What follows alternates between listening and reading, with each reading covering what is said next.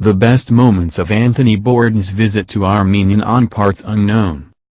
Some episodes of Anthony Bourdain's CNN travel show Parts Unknown are chock full of food porn and hilarious one-liners, while others offer a solemn look at life in places that have gone through a lot of turmoil. The Armenia episode definitely falls into the latter category. While there are moments of levity and quite a few memorable meals, a lot of screen time is devoted to unpacking the complicated history of this former Soviet republic, which borders Turkey to the west and Azerbaijan to the east. Tony's tour guide for much of this journey is Serj Tankian, the Armenian-American lead singer of the metal band System of a Down.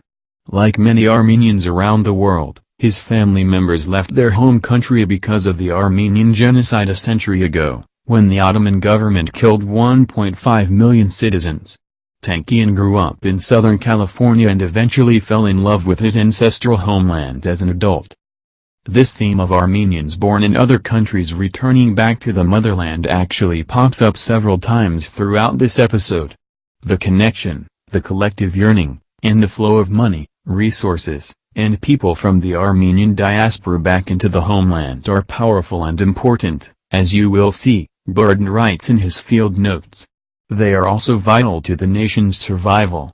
Most stunning dish, that's definitely the rice pilaf stuffed pumpkin entree called gapama, which Bourdain eats in the home of Tankian's friends Maryam Movsesian and Nazareth Seferian. The episode also features some gorgeous footage of lavash being prepared and used in myriad dishes across the country. Best all-around meal, that's a tie between the leg of lamb feast at Dolmana in Yerevan. This is what my soul needed, Bourdain says, and the bone broth and lavash supper at a home restaurant in Diligent ends the episode. The best non-food scene, midway through his journey, Bourdain visits the Tumo Center for Creative Technologies, where some extremely hip teens are playing righteous rock and roll. As Bourdain learns, the non-profit activity center is a prime example of how Armenians encourage children to embrace science, technology, and the arts.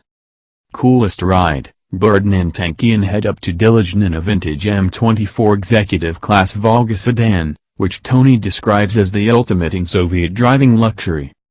Most questionable ride, for his trip to the Republic of Artsakh, Bourdain boards an old M18 twin helicopter that is sputtering and spouting black smoke before he hops inside.